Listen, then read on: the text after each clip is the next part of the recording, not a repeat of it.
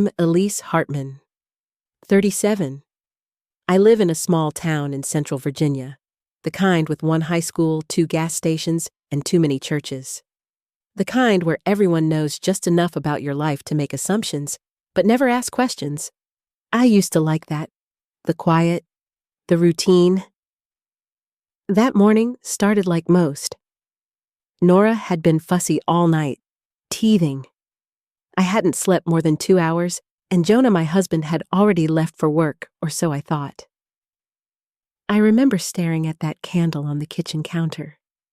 It was one of those thick ivory ones we lit during the storm the night before. It hadn't burned out all the way.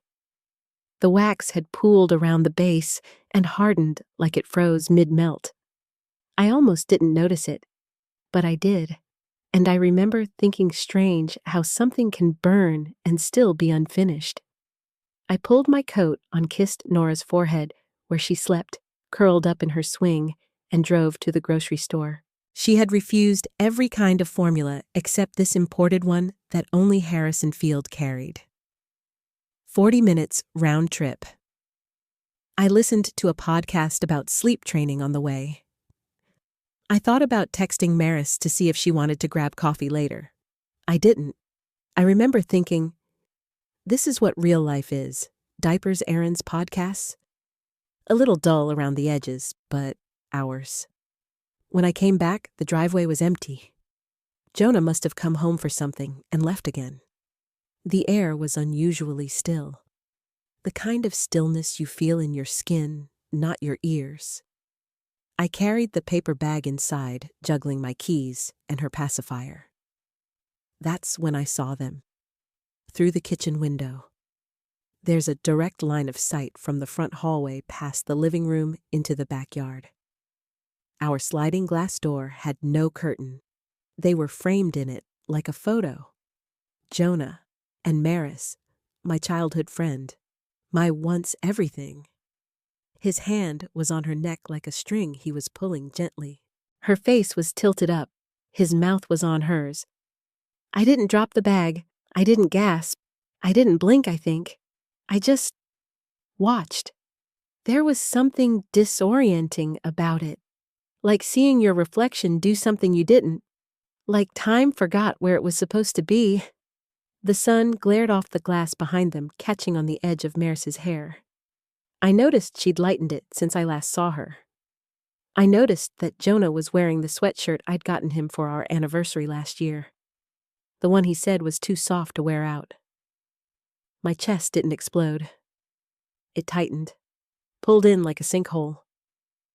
They broke apart after a second. Maris laughed. He touched her cheek. She leaned her head against his chest. He kissed the top of her head. Then they walked inside through the side door. I backed out of the front hallway and stood behind the coat rack. I don't know why, as if hiding could unsee what I'd seen. A minute later, Jonah's footsteps crossed the living room. I recognized his rhythm, one slightly heavier step from an old football injury. Maris's voice trailed behind him, something soft, too soft to hear, but familiar in its shape. I stayed hidden. I felt ridiculous, childish, but I stayed. They didn't see me. He went upstairs. She sat on the couch. I heard her shoes hit the floor. I stepped back outside, got in the car, and drove 3 blocks to the park. Nora was still asleep in the car seat. The bottle of formula sat untouched in the bag beside me. I didn't cry. I didn't scream. I just stared at the trees. Everything felt thick. The kind of thick you feel before a migraine. Air that doesn't let you breathe all the way in. I thought about the candle. How it kept burning after we'd gone to sleep. How it could have burned the house down if we hadn't noticed. How some things smolder quietly before they ever ignite. I sat there for 28 minutes. That's how long it took for Nora to wake up. I fed her in the back seat, watched her eyes blink sleepily as she drank. And I decided something right then that I didn't have language for yet. But it was the beginning. Not of revenge, not of fury, of something colder, sharper, quieter. I drove back home parked like I hadn't left twice and walked in through the front door. Maris was gone. Jonah was upstairs. I heard the shower running. The candle was still there, still half burned. Wax hardened into a misshapen base. The flame had long since died. I touched the wick, cold. That night I lit it again. I watched it flicker against the kitchen tiles, while Jonah slept beside me, his breath easy, mouth slightly open. I didn't ask, not yet. Maris and I met when we were 7. Her family moved into the blue-shuttered house 3 doors down, the one with the cracked bird bath and 2 dogs that barked at shadows. She showed up at my door holding a stolen popsicle and asked if I liked horses. I didn't, but I said yes. I think she knew I was lying, but she smiled, like we'd already decided to be best friends, and that made it true. We were tangled in each other's lives from that day forward. Summers in our bare feet playing in sprinklers and stealing lipstick from our older sisters. We built blanket forts and wrote our initials in the soft bark of the big elm behind her garage. She taught me how to lie without blinking. I taught her how to braid her hair so tight it stayed for days. When her parents screamed too loud, she came to my house. When mine grew silent in that punishing way only adults know how to weaponize, I went to hers. She was magnetic, the kind of girl who didn't ask for attention because she knew it was coming anyway. I was quieter. I listened more than I spoke. But she liked that. She said I made her feel seen, like someone was taking notes for a book about her someday. In middle school, she started kissing boys before I was ready. She told me every detail in whispers under the bleachers, her eyes wide electric. I pretended I was interested. I tried to match her excitement. But mostly, I felt like I was always a step behind, always catching up. In high school, she wore chaos like jewelry. Cut her shirts, painted her nails black, pierced her own nose with a safety pin. She got suspended for flipping off a teacher during a fire drill. I brought her homework and waited for her to come back. By senior year, she was already disappearing. She left just after graduation. No real goodbye. Said something vague about New York or maybe LA.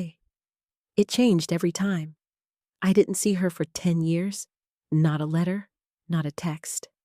She vanished in that way only people who are born running know how to do. And then one day, she showed up again. I was 8 months pregnant when she knocked on my door. Said she'd been drifting, but she wanted to reconnect. I hadn't seen her since we were 18. Her voice was the same, but deeper, like someone who'd learned to smoke and stop apologizing. She wore a long linen coat even though it was July. I invited her in without thinking. Because somewhere under the layers of years and life and dust, my body still remembered what it was like to be 17 and loved by her. Jonah was in the kitchen making tea. I introduced them. He smiled. She smirked. That night after she left, he said, "She's a little intense." I said, "She always was." She started coming around more often, brought little gifts for the baby, organic lotion, a book of poems she said made her cry. She helped me set up the nursery, held my ankles when I couldn't bend over. She took a photo of me once standing in the doorway of Nora's unfinished room, belly round like a planet. I remember that day because she cried while she took it. She didn't explain why. I started to believe she had changed. I never asked where she'd been or what she'd been doing. I just filled the space with the version of her I remembered. We picked up our old rhythm like it had never dropped. When Nora was born, Maris was the third person to hold her. Right after Jonah, right after me. I don't remember deciding that. It just happened. She cried again. She kissed the baby's forehead and whispered something I couldn't hear. I didn't think much of it. There was one day early on when I came downstairs and saw Jonah and Maris on the porch, just talking. Nothing in it. She was laughing too hard at something he said. He looked slightly uncomfortable, the way he always got when attention was on him for too long. I chalked it up to Maris being Maris. Loud, big, warm. I remember thinking she fills up space like a fire. And Jonah had always been drawn to warmth. But I didn't think betrayal. I didn't think anything dark. Because who would you don't look at your oldest friend, the one who once bled with you in a scraped-knee pinky promise, and imagine her lips on your husband's neck? You don't think she'd do that to me. You don't think he'd let her. But that's the thing about the people who grow in the soil of your childhood. They get into your roots, and when they rot, they don't just fall away. They poison the whole system. Maris once told me, some people bloom late. Some people never stop blooming, and that's the problem. She laughed when she said it, but I think she was talking about herself. I think she never stopped trying to take what lit other people up. I think I never stopped letting her. The bottle slipped from my hand and shattered against the sink. It wasn't full, just enough for Nora's next feeding. The sound wasn't loud, it was sharp, like something small giving up. I stared at the broken glass for too long. The milk trickled down the cabinet and pooled in a pale crescent on the floor, too thin to clean with a paper towel. I grabbed the dish rag. My hands were trembling. Not in anger. In the way that comes from being so tired, your muscles forget how to hold shape. Jonah came down the stairs 2 minutes later. Shirtless, damp hair, the kind of damp that says he'd just gotten out of the shower, or had something to wash off. He saw the mess and asked, "You okay?" I didn't look at him. I said, "Dropped it." He kissed my forehead in passing, just a brush of skin, habit, not affection. I felt nothing. That scared me more than anything. I cleaned the glass and made another bottle. Nora cried from her swing. Jonah offered to take her, but I said no. I didn't want him holding her. I didn't want to see his hands on her skin, not after seeing those same hands cupping Maris's face like she was something delicate. Like I never was. That night, I lay in bed next to him and stared at the ceiling. There's a tiny crack that runs from the light fixture toward the window. I'd never noticed it before. Now, it felt like the only thing in the room with any honesty. Jonah snored lightly, turning once to face away from me. I kept thinking, did he love her before he touched her? Or did it start with the touch I didn't ask him?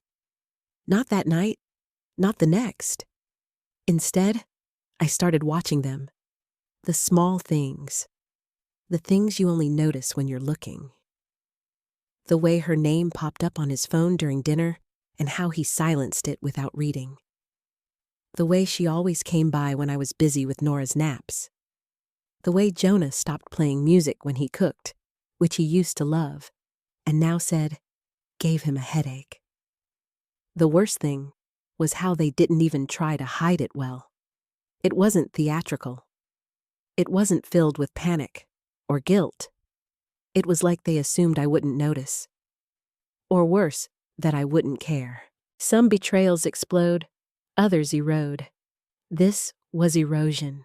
Quiet, relentless. One afternoon, I walked into the living room and saw them sitting too close on the couch. Not touching, but their knees almost brushing. They were laughing at something. Jonah looked up and said, "Hey, babe." Maris didn't even flinch. I sat across from them holding Nora to my chest. She'd just started smiling. Real smiles, not the gas bubble kind. Her eyes locked on mine, and she grinned, gums and all. I kissed her forehead and felt my throat swell with something I couldn't name. Not joy, not grief. Maybe just the recognition that she doesn't know any of this yet. She doesn't know people lie. She doesn't know love can rot. She just knows warmth and arms, and that milk comes eventually if she cries long enough. I wanted to protect that innocence, keep it untouched. But I didn't know how to protect anything anymore. Maris excused herself after a while, said she had errands. She leaned down and kissed the top of my daughter's head. I froze. My body tensed so tightly I thought I'd snap a tendon, but I smiled. Reflex. She left. Jonah asked if I wanted tea. I said yes. He brought it to me in the mug Maris gave us last Christmas. It said, "Love is brewed daily" in cursive. I held it in both hands and sipped, even though it was lukewarm. Even though the words felt like a joke now. That night, I dreamed about the elm tree behind her old garage, the one we carved our names into when we were 12. In the dream, it was burning. Silent fire, no sound. Just flame licking up through the bark. I was holding a hose, but it sprayed sand. When I woke, Jonah was gone. I checked his location on my phone. He'd turned off sharing. It was 3:42 a.m. I lay back down and stared at the crack in the ceiling. The house was so still, I could hear the hum of the refrigerator from downstairs. Nora stirred in her crib, then quieted again. I thought about going to her. I thought about waking her up just to hold her. But I stayed in bed. My body was heavier than the air, and for the first time I allowed myself to ask the question I had been holding back since the window. What if I'm already alone? Not legally, not practically, but truly soul-level alone. What if the person I built this life with has already left, and the only part that hasn't caught up yet is my daily routine? I didn't cry. I couldn't. There's a place beyond crying. A quiet, echoing space where everything is too still to break. I closed my eyes and imagined the candle again. The wax, the wick, the half-melted shape of it. It hadn't burned all the way, but it couldn't be lit again without spilling over. That was me. There's a tiny dent in the nursery doorway, barely noticeable unless you're looking. Jonah made it the day we moved in. He was carrying the crib mattress, bumped the frame too hard. We laughed. Said it gave the house character. I remember thinking how lucky we were, how full everything felt. Like we'd finally stepped into the real part of our lives. Now every time I walk past that mark, I feel it like a bruise. A fingerprint from a version of us that doesn't exist anymore. Maris came by again on Thursday. She let herself in. That used to be fine. Now it felt like someone walking into my bedroom without knocking. Nora was in her high chair smearing banana on her face. Maris walked in with that practiced ease, kissed my cheek like we were still teenagers and borrowed lipstick. I brought oat milk, she said, holding up a carton like it was some kind of peace offering. I nodded. Didn't take it from her. She crouched down in front of Nora and cooed like everything was normal. Nora laughed, kicked her feet. Maris picked her up before I could say no. Her arms were too confident, too familiar, like she believed Nora belonged to her in some unspoken way. I stood behind the counter and watched her sway my daughter back and forth. Watched Jonah's lover hold the most sacred thing I've ever made. She caught me staring and smiled. What she said, voice light syrupy. "Nothing. You look tired." I nodded. "Yeah, she's teething." Maris walked over and kissed my temple. "You're doing amazing, Lissy. No one calls me that anymore. No one but her." I wanted to scream. Instead, I reached for the bottle warmer. She stayed an hour. Talked about a new cafe that opened up by the old movie theater. Said we should go, just the two of us. Like we were still 15. Like nothing had cracked open between us. I kept nodding, kept smiling, but my mind was somewhere else. At the window, the kiss, her hand in Jonah's hair, the casual way she tilted her face, as if she'd done it before, as if she'd done it often. When she finally left, I locked the door behind her. For the first time in years, I actually turned the deadbolt. That night, I stared at the dent in the nursery door again. I traced it with my finger. The wood was chipped in the center, soft at the edges, like it had tried to heal but couldn't quite finish. It reminded me of how Jonah had touched Maris. Gentle, reverent, nothing rushed. Not like a mistake, not like a drunken lapse. Like something built slowly, brick by brick, while I was rocking a baby to sleep. I went to bed early. Didn't wait for him to come up. Didn't even say goodnight. He slid in hours later, smelling like beer and firewood. Said something muffled about a guy's night, even though I hadn't seen his friends in weeks. I didn't ask for details. I just turned my back to him. In the dark, I listened to him breathe. I tried to remember what his voice sounded like when he said my name with softness. Not obligation, not distraction. I couldn't. The next morning, Nora woke early, still dark out. I carried her downstairs barefoot, wrapped in a blanket. We sat on the rug in the living room. She leaned her head against my shoulder and sucked on her pacifier, quiet and warm and real. I looked at the photo on the mantel, our wedding picture. He had his arm around me, both of us flushed from the heat and champagne. Maris had taken that photo. She'd framed it even. Gave it to us with a note that said, "To the couple who makes love look easy." I wanted to burn it. Instead, I turned it face down. Later, I found myself staring again at the dent in the doorway. I stood there with Nora in my arms, her weight anchoring me. And I realized I'd been walking past it for weeks without seeing it. Just like I'd been walking past them, Maris and Jonah, for weeks, pretending their shadows weren't stretching into my life. The dent had always been there. So had the truth. That day, I started writing things down. Not in a journal, just notes, fragments. Times she showed up unannounced. Words Jonah said that didn't quite line up. I wasn't collecting evidence for a confrontation. I didn't want to catch them. I already had. What I needed was to see it in front of me, in ink, in order. So I could stop pretending it was all in my head. I wasn't losing my mind. I was just finally opening my eyes. Later, I stood in front of the mirror and pulled my hair back. There were more grays than I remembered. Fine lines around my eyes, a new softness around my jaw. I didn't feel old. I just didn't recognize myself. I whispered my name out loud. Elise. Like if I said it enough, it might mean something again. That night, I laid Nora down and stood in the hallway for a long time. The candle on the kitchen counter was still there. Burned down now, stub of a wick buried in wax. I didn't light it. I just stared at it.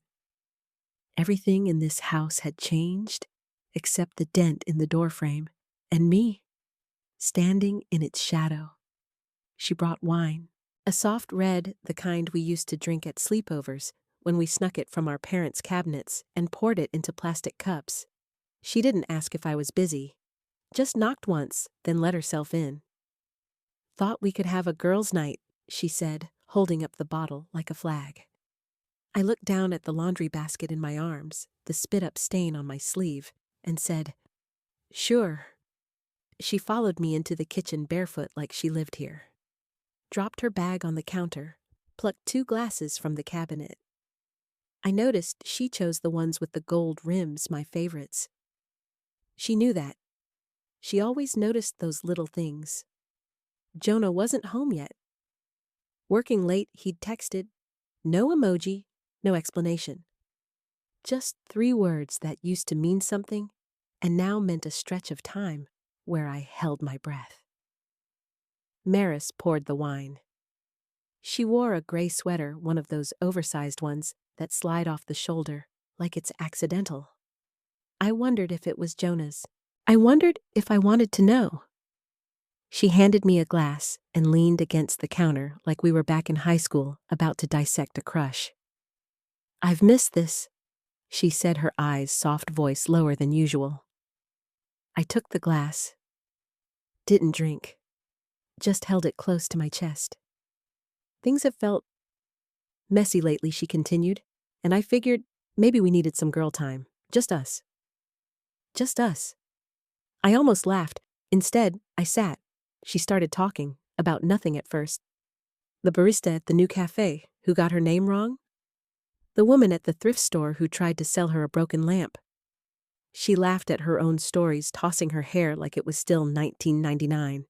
Her smile stretched wide, same as it ever was.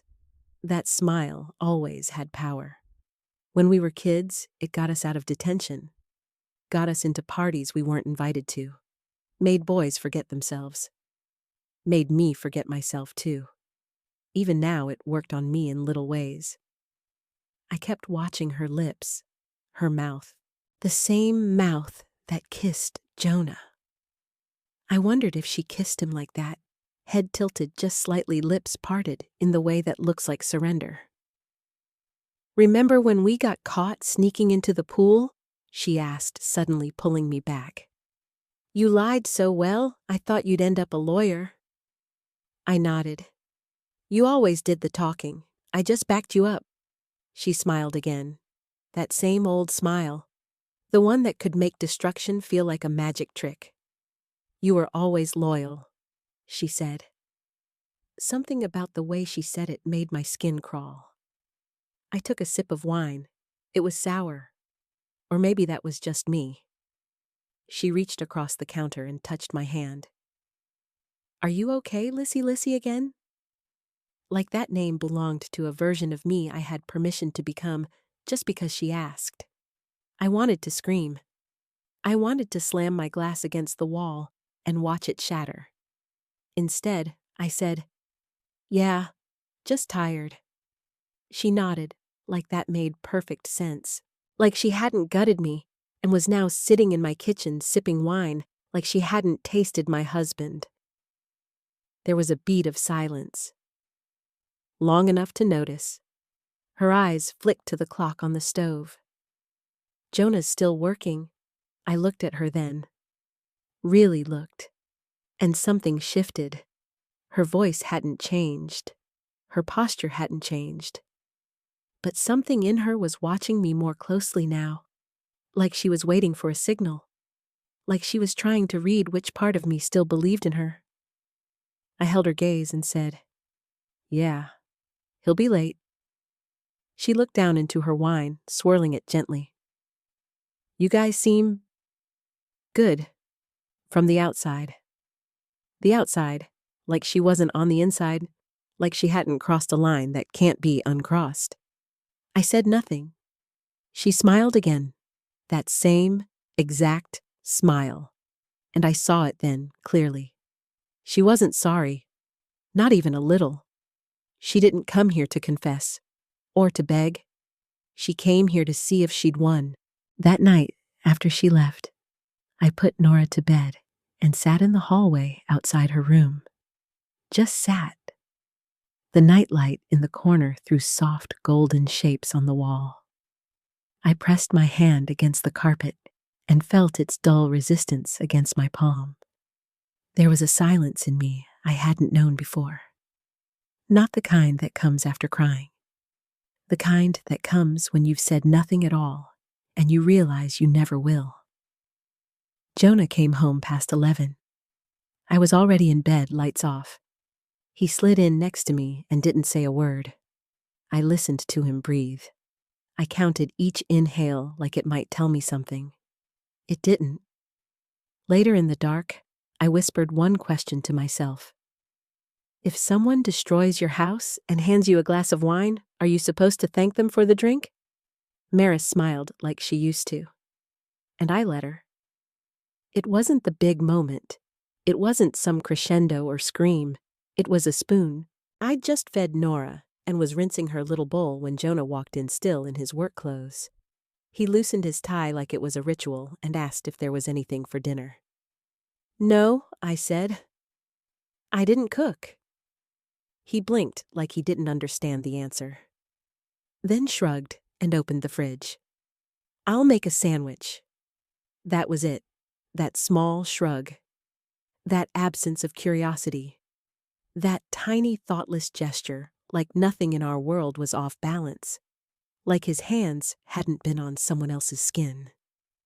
I opened the drawer to put away the baby spoon. It caught on something jammed. One of the knives had slipped out of its slot. I tugged harder than I meant to, and the whole thing jolted open. The spoon fell, clanged against the tile. He turned to look. I stood there with my hand on the drawer, breath caught somewhere in my chest. "You okay?" he asked again. Always the same question. "I'm fine," I said. Then I laughed. Not a big laugh, just a single breathless sound. It came out wrong. More bark than humor. He paused, sandwich bread in one hand. "What's going on with you lately?" I looked at him. Finally looked at him, not through him. His collar was rumpled, his mouth tight.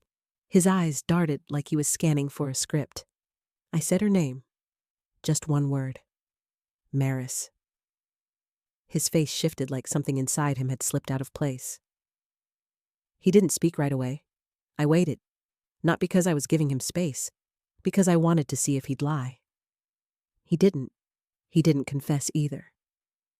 He said it wasn't supposed to be like this. That's what he chose. I stared at him. The man I married. The man who cried when Nora was born. The man who brought me grilled cheese in bed the day I found out my mother had cancer. "It wasn't supposed to be like this," he said again. I nodded slowly. "That's your sentence." He looked down. I didn't mean for it to happen, but it did. He rubbed his eyes. We were talking. It got blurry. Blurry. That word stuck in my throat like smoke. "You kissed her," I said, voice flat. He nodded, and he looked up at me, eyes red at the edges. "I didn't want to hurt you." "But you did." I waited for him to argue, to beg, to say it was just once, to tell me he chose me. But he didn't. He just stood there shrinking. "She's my oldest friend," I said. "She held my baby." "I know. She touched my child with the same hands she used to." I stopped. I didn't want to say it. Didn't want the words to exist. Jonah took a step closer. "It didn't mean anything." I took a step back. "Don't insult me." He dropped his hands. Looked small. Unarmed. "I didn't sleep with her," he said. "If that matters. Do you want a metal silence?" The refrigerator hummed. A car passed outside. Nora cried softly from her monitor. I moved past him and climbed the stairs. He didn't follow. That night, he slept in the guest room. I didn't tell him to. I just lay in our bed on my side and didn't move when he hovered in the doorway. He stood there for a long time, then turned away. In the dark, I stared at the ceiling. I thought of that spoon, the weight of it, how stupidly loud it had been against the tile. How a little thing like that could start a quake. The next morning, I opened his side of the closet. Half his clothes were gone. That fast. That clean. His cologne still lingered in the air, amber and cedar and sweat. I ran my fingers across the empty hangers. He hadn't told me he was going. He just moved pieces of himself out while I was still feeding our daughter and reheating coffee. I sat on the edge of the bed and stared at the gap. I didn't cry. I didn't scream. I just listened to the quiet, felt it settle around me like fog. Later, I passed the kitchen. The drawer was still open. The spoon was back in place. The drawer had been closed carefully, silently. I knew it wasn't me. I stood there for a long time staring at it. You can know something's broken for a long time. But it takes a single sound, a clang, a drawer catching the clatter of something harmless to finally make you stop pretending it'll fix itself. That was our spoon drawer. That was us. I opened the closet before I meant to. I was just looking for a pair of slippers. My feet had been cold all morning, and Nora was finally down for her nap. I moved aside the laundry basket and pulled the door open without thinking. Half empty.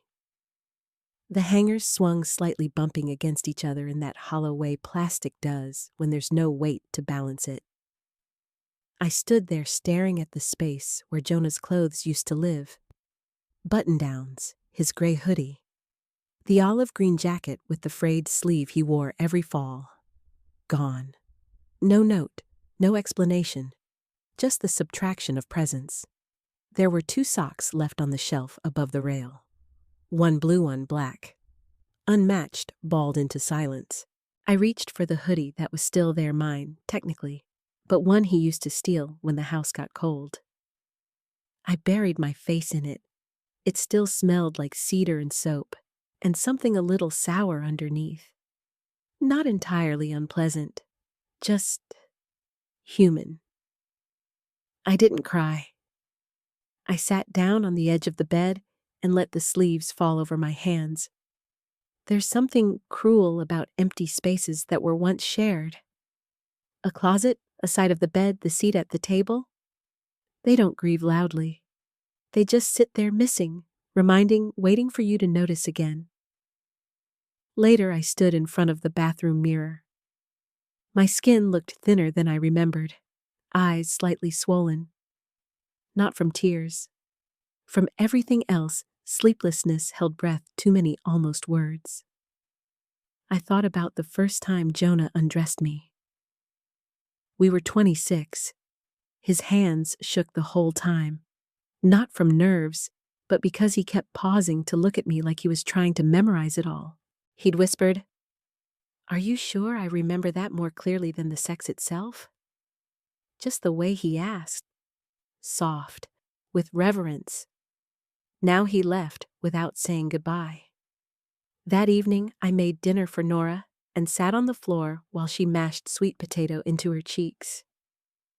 The silence was thicker than usual. It wasn't angry, just full. I kept expecting to hear the door open, his keys, his shoes hitting the mat. Nothing came.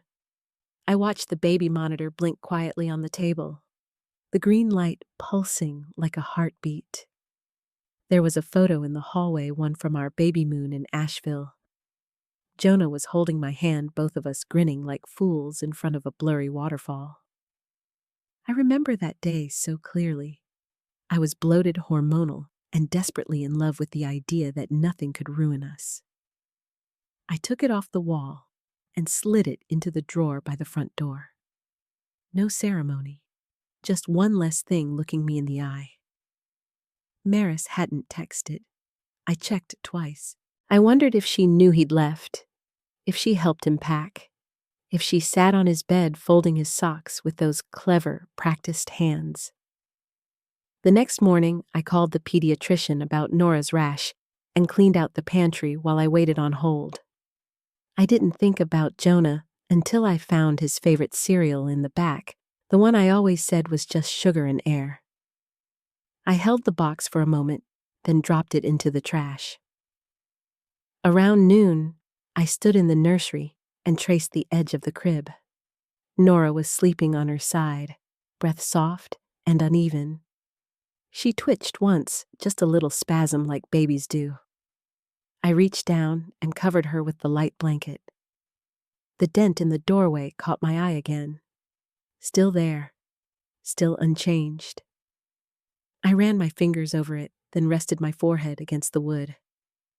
There was a quiet inside me now that I hadn't expected. Not peace, not forgiveness, just a steady, grounded emptiness, like a bell that's done ringing. I didn't know what came next, but I knew that half a closet was a beginning too. It fell out of a drawer when I was looking for extra burp cloths. A crumpled envelope stuffed between 2 packs of batteries and a takeout menu from a place that doesn't exist anymore. I pulled it open and found a stack of old photos, grainy yellowed at the edges, like they'd been sitting there longer than they should have. On top was the Polaroid, me and Maris, age 15. At the lake just outside town, leaning against her mom's station wagon, our arms looped around each other's shoulders like vines. My face is midlaff hair frizzed out in the heat.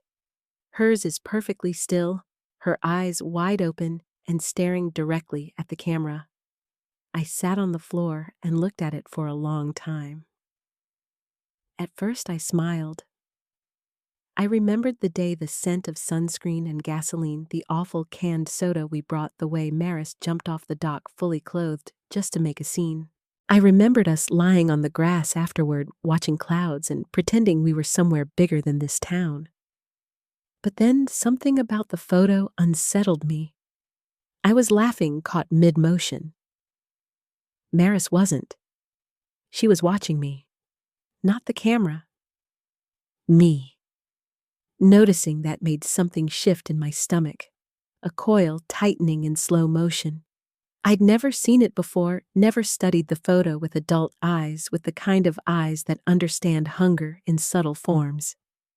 I flipped the Polaroid over. On the back in faint Sharpie she'd written, "Don't forget who made you laugh like that." At 15, it probably felt sweet. Now it read like a warning. I kept going through the stack. There were dozens school dances, Halloween in 8th grade, the sleepover where we dyed our hair with Kool-Aid and ruined my mom's bathroom sink. In every photo, Maris had that same expression. A knowing smirk. Her eyes always somewhere just off-center, always tracking something or someone. I set them aside and stood up slowly. The house was quiet. Nora was still asleep. I walked into the living room and found the box of framed photos we hadn't hung back up since painting the walls last fall. I rummaged through it and pulled out the one of Jonah Maris and me from the baby shower. She was holding the cake knife. Jonah was smiling too wide, and I was turned slightly away from both of them. I hadn't noticed that before either. How far I looked from the center. How close they stood together. It hadn't started then. I know that. But maybe something always had. I walked out to the garage and pulled down the storage bin labeled college. It was dusty, the tape curling at the edges. Inside were more pictures. Notes. Old clothes I thought I might wear again one day. I found a journal, one I barely remembered keeping. I flipped through it and landed on a page dated October 13th. Maris told me I was too careful. Said I never went for what I wanted. I told her that's because what I want isn't mine to take. She laughed and said, "Everything's yours if you make it want you." I closed the journal. My mouth felt dry. That night, I tucked Nora in and sat on the couch with the Polaroid in my lap. The TV was on but muted. A movie I'd seen before. I wasn't really watching. I ran my finger over the glossy surface of the photo. Her eyes, so sure, so certain, like she knew even then that I was something to be studied, cracked opened.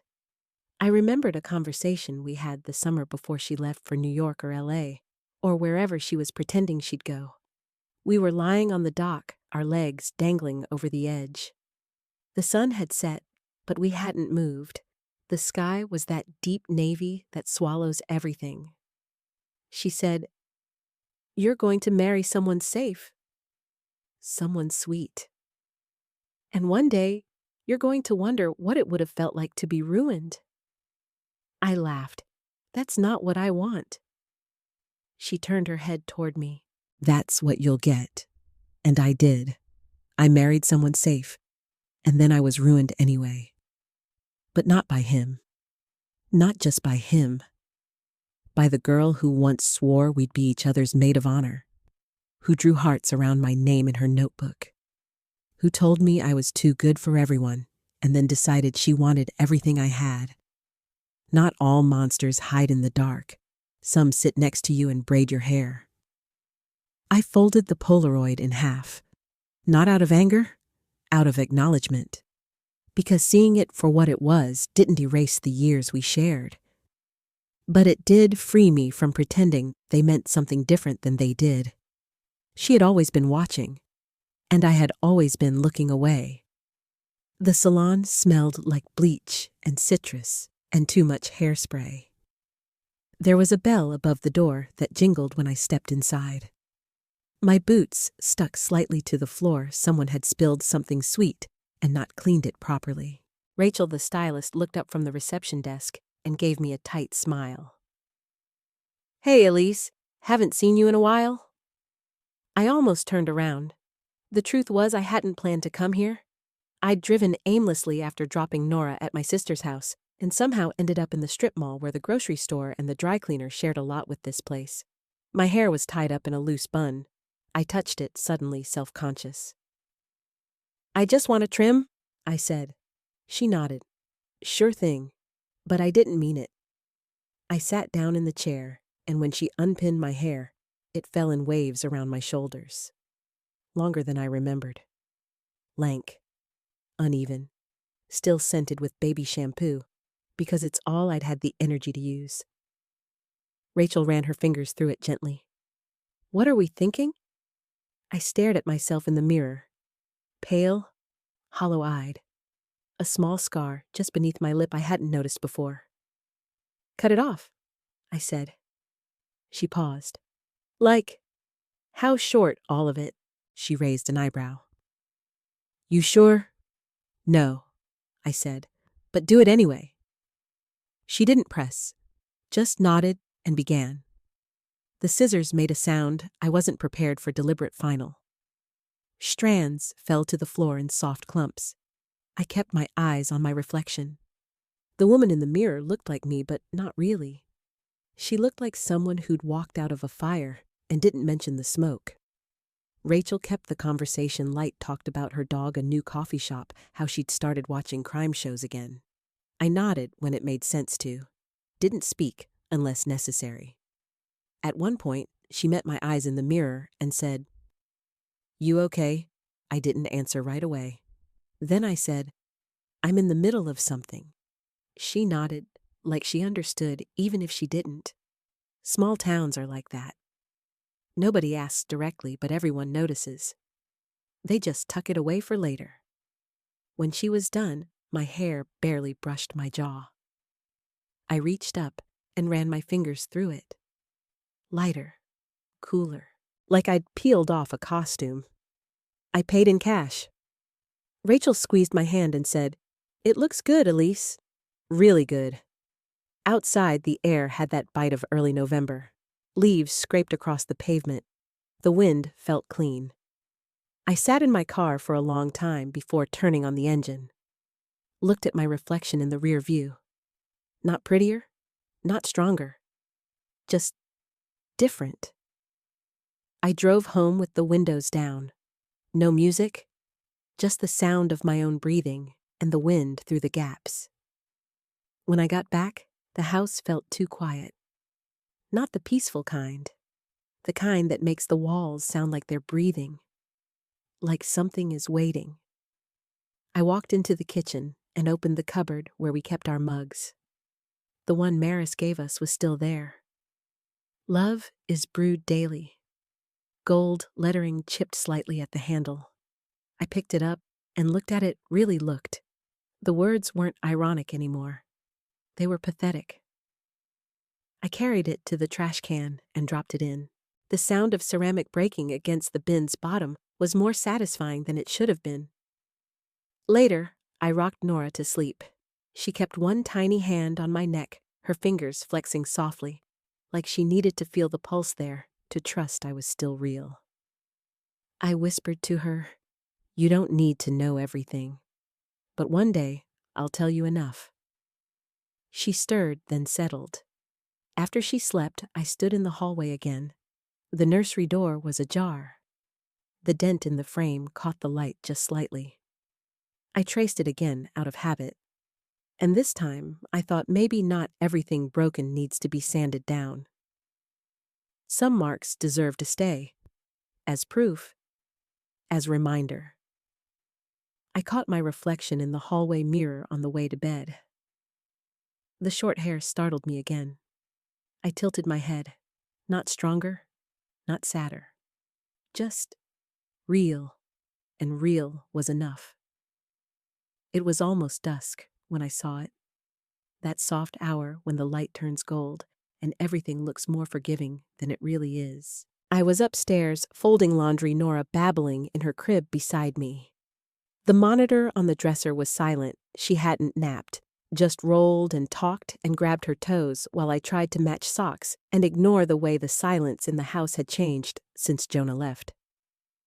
I don't know why I looked out the window. Habit, maybe.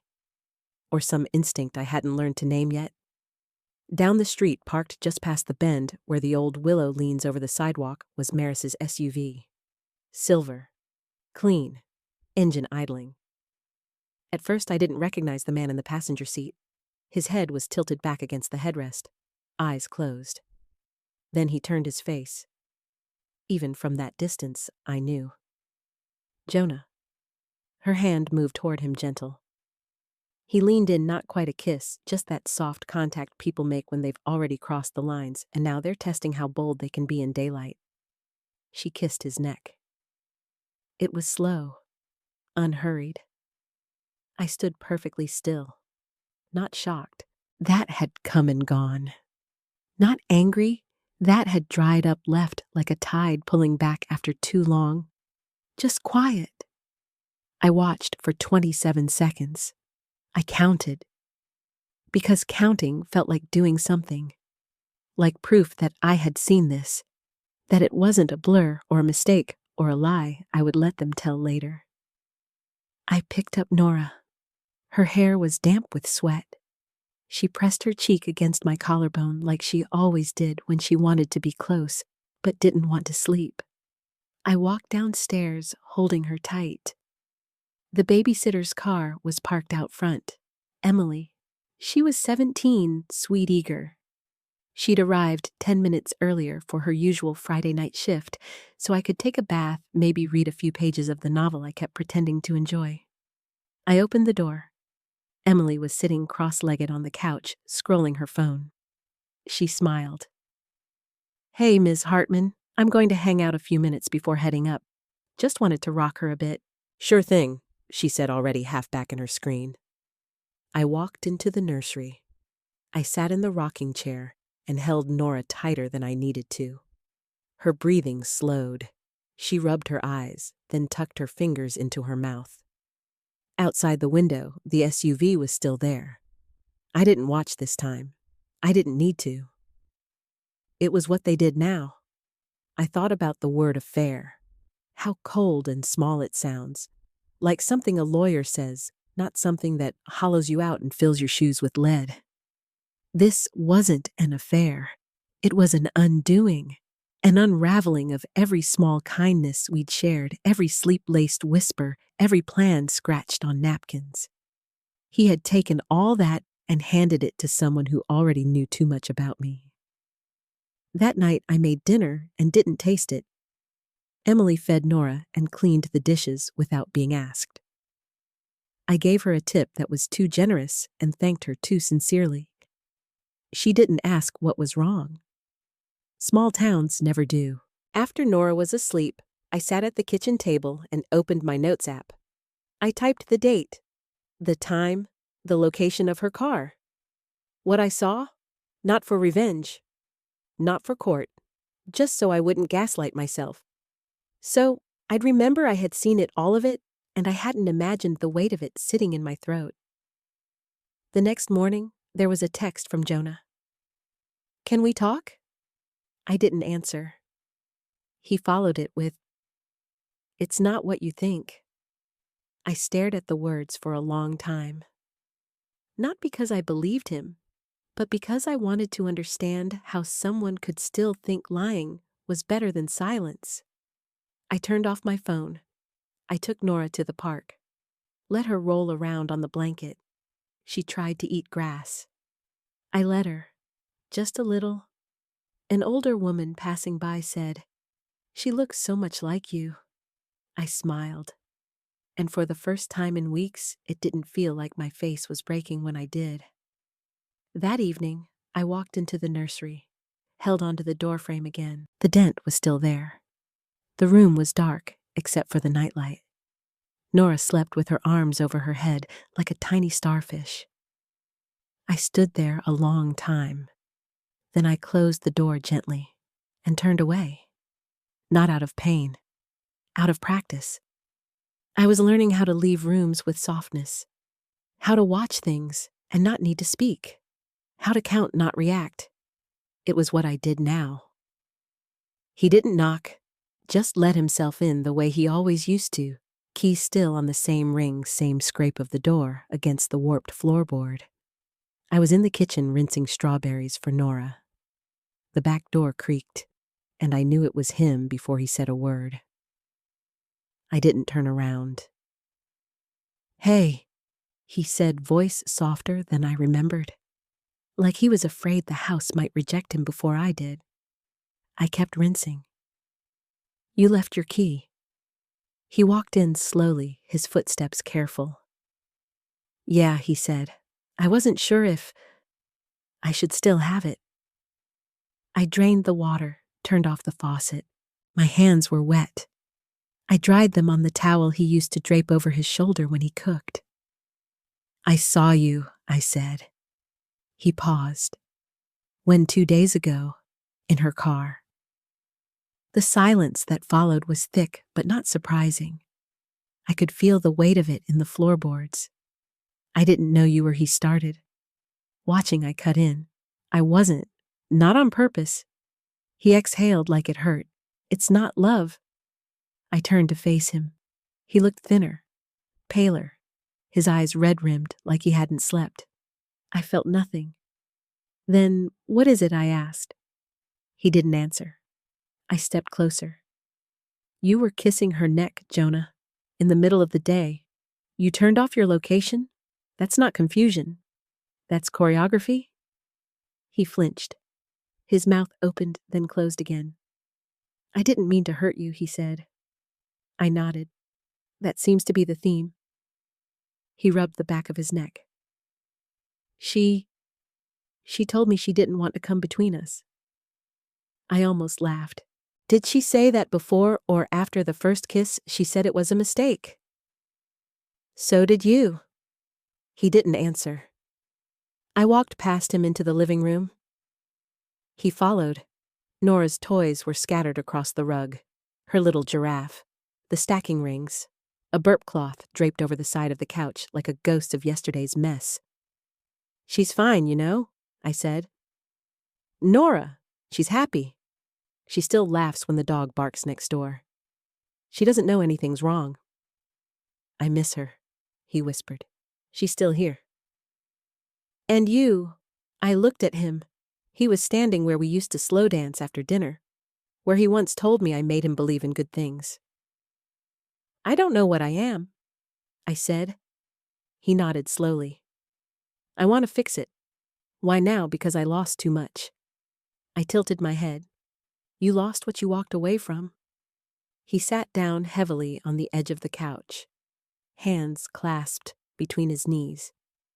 It never felt like leaving. It felt like I was falling into something I couldn't stop. "Then why are you here?" He didn't speak for a long time. Finally he said, "Because falling into her didn't feel like home." I stood there, arms crossed, back straight, not out of defiance, just habit. "Tell me the truth, Jonah. Do you love her?" He hesitated. "No." I believed him, but I didn't care. I pointed to the staircase. "The closet's still half yours. If there's anything you want, take it." He looked up. "You're not asking me to stay?" "No." "Do you hate me?" "No." His eyes searched mine.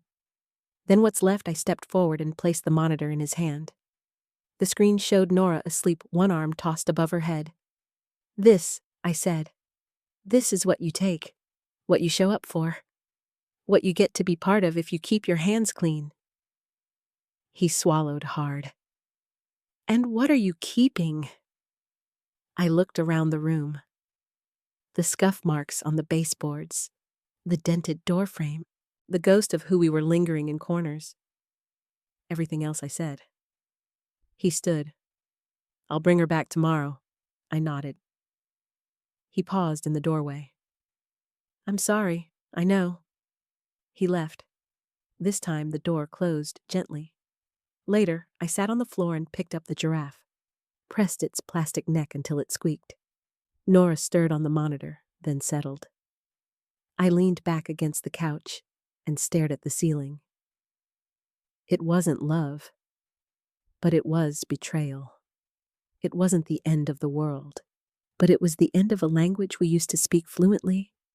Now I would learn a new one, softer, quieter, spoken mostly to myself. I never noticed how loud silence could be until Jonah was truly gone. The first few days were filled with things that still had his name on them: mail, old receipts, the electric bill login. I kept finding strands of his hair in the bathroom sink, tiny reminders of a body that used to live here and shed without asking. But the quiet that was different. It wasn't just the absence of voice or footsteps. It was how the house stopped reacting to him. No shift in temperature when he walked in. No clink of his mug on the counter. No off-key humming in the morning. Just me and Nora and the white noise machine in the nursery. That low hush, it used to soothe her. Now it soothed me too. A steady synthetic wind in the quietest room of our home. Nora was teething worse than ever. Red cheeks, angry little cries in the middle of the night. I held her against my chest, heart to heart, and walked slow laps around her room until she slept with her fingers tangled in my collar. On the fourth night, I didn't put her back in the crib. I just sat in the rocking chair with her asleep in my lap. The moonlight cut across the floor in a soft beam.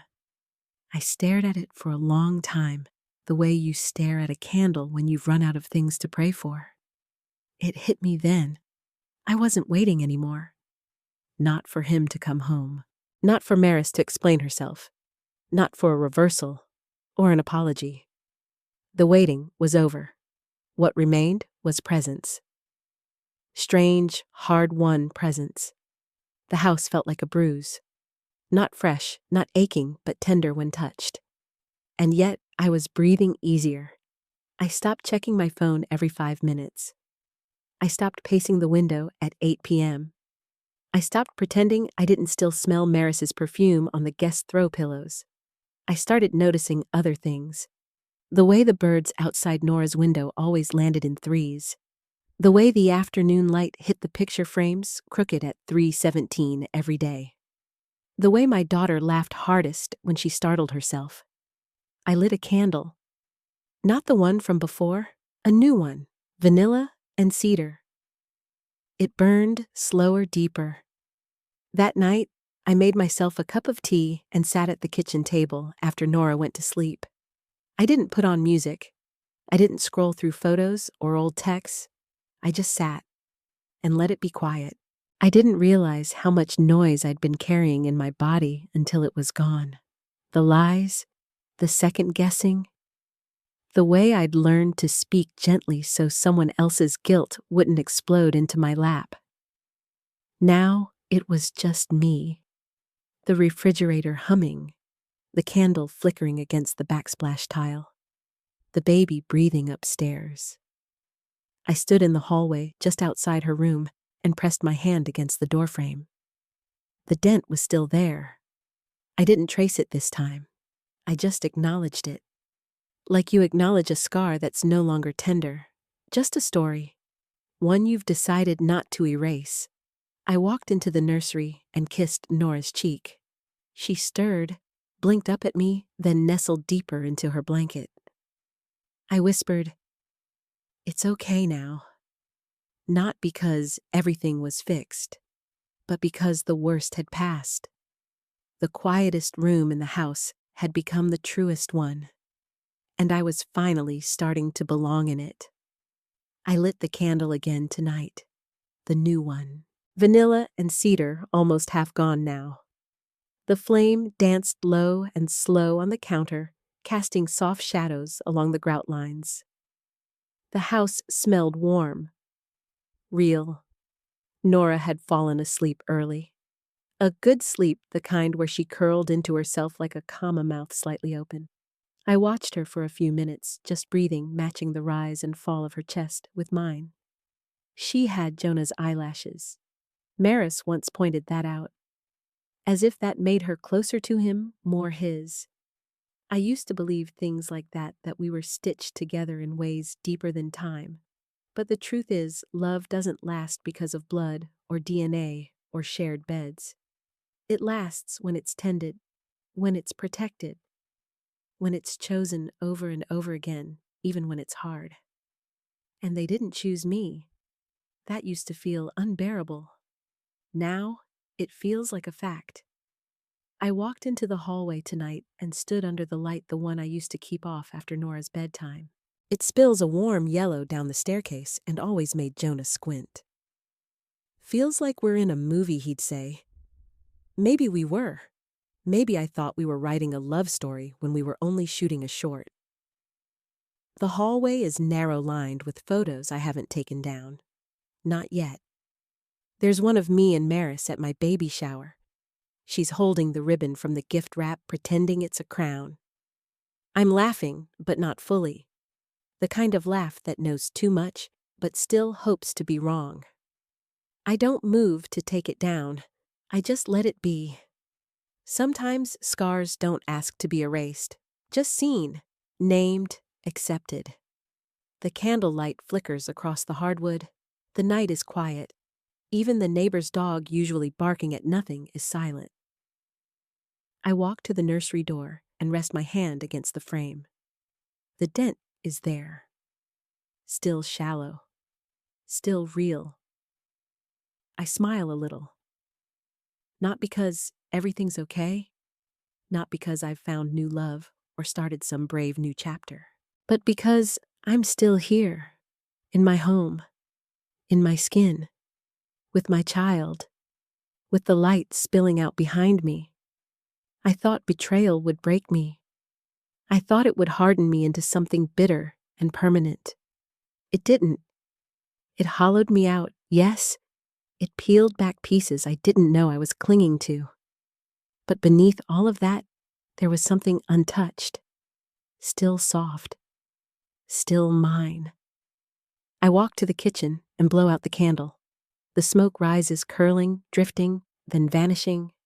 The hallway light stays on. Tomorrow will come. The list of things to do, the diapers to change, the quiet ache that flares in the back of my throat some nights. But I'll meet it. Not as someone broken, not as someone waiting, as me, whole, flawed, quiet, still standing.